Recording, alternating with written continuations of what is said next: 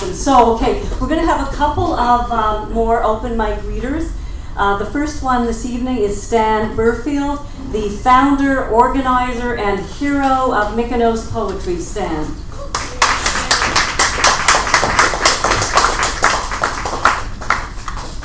I'll take all that stuff. Yeah, okay. I forgot to write my name down, and I got back there, and the whole thing was full except for the first slot, so here I am. And also, I've been working on a new poem, and I haven't got it finished. I've been doing all this other stuff, so I thought I'll just haul out some really old poems, and you know, there are a few good lines in here and there. They're short. This was actually the first poem I ever wrote. My sister was studying journalism at the time. She was older than me. I was a teenager, and she introduced me to her classroom, and they had typewriters, electric typewriters in those days. And she had been telling me about the poetry, and she had studied poetry just before.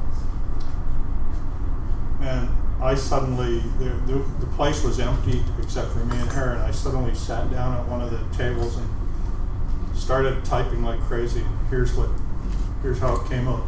Power, green energy, blue ribbons of slipping lightning, and long men leaping over moons of blue crystal.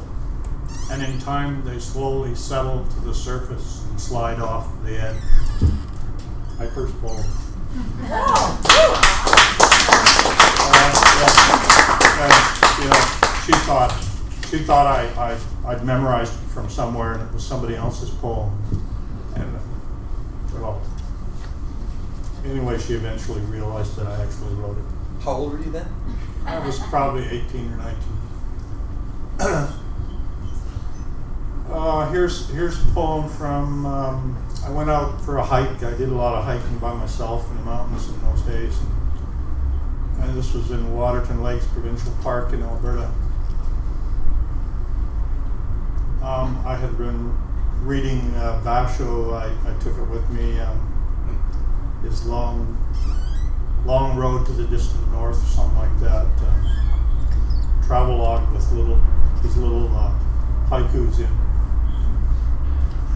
Looking for too long at a soft carpet of green, and its ceiling of snow and fog reflected in the gentle ripples of the lake. The sound of a hawk beating through the trees behind brings me to life.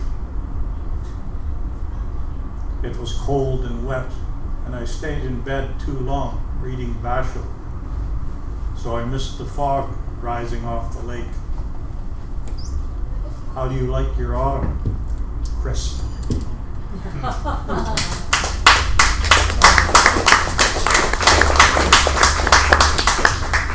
Okay, well, I was always a very shy person, and this has sort of got the feeling in it. It's called Alone on an Endless Sea. Yeah, great. Is that high enough? Yeah, that's good. This is all ad hoc. I like that term. Everything here is ad hoc. Not HAWK either. Alone on an endless sea. What a rattle of people on board this boat. All shouting, stamping, attempting to drown the constant drone that keeps it afloat. I have a little dream to just leave, to slide off alone in a tiny skiff on the silent sea.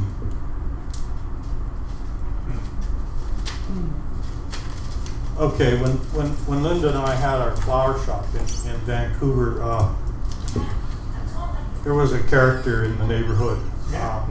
His name was Gerald Buddha. Gerald Buddha. He had schizophrenia, paranoid schizophrenia, and the whole neighborhood knew him. He spent half his time in the mental hospital.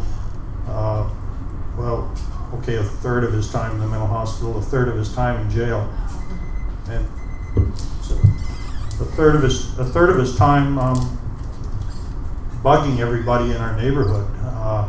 If a store owner didn't like him, he would throw a chair through their window or something like that. And he was a risky person to have around. Anyway, him and I got talking one day, and we became friends. This is called Gerald in the World. Gerald, rough with the street, marching through his strange dark life, cranial fires scattering flashes of intense refracted focused light, tells me of the rain, of the long sleepless days and nights, of depressing unceasing cloud drizzling through the skull, cloud dripping cold from that other world. And then of that first opening, that first sight of light blue high and higher air breathing down, and how seeing it washes such a joy through his body, it can only be the face of his God.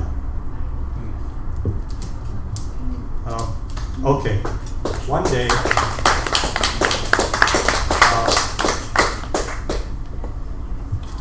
he would walk like 2 hours he would get out of the mental hospital on a little pass, and he'd walk 2 hours at top speed, get across town to our place, and he'd drop in to see me.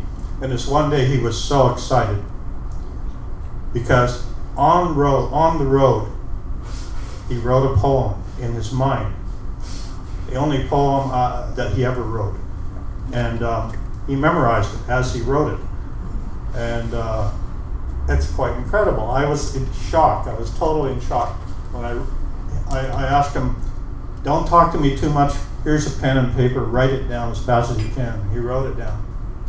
Here it is. It's called "It Took a Month to Make That a Day." LA smog next to the morgue. Sun scream of the last days of summer. It became stale like the coffee in the mugs, and the faces of the people began to fill the blanks in my mind. And for a while the knife dug too long, and I began to realize I can't take it anymore. I is spelled E-Y-E. Asleep I awoke and relief the beauty of it, and felt it took a month to make the day. How about that, eh? His whole life in that poem, and he never wrote another one. Is my 5 minutes up? I think it is. Okay, done. I challenge you to read that one more time. What, the his? last one. His? Oh, okay. What was his name again? Gerald Buddha. Linda remembers him really well. It took a month to make that a day. That's the title. LA smog next to the morgue. Sun scream of the lust days of summer. Lust, not last. It became stale like the coffee in the mugs, and the faces of the people began to fill the blanks in my mind, and for a while the knife dug too long, and I began to realize I can't take it anymore. Asleep I awoke, and relief the beauty of it, and felt it took a month to make the day. Wow. Paranoid schizophrenia. That was beautiful. Thank you, Stan. And again, I want a round of applause for Stan, who puts an enormous amount of time and energy into making this happen.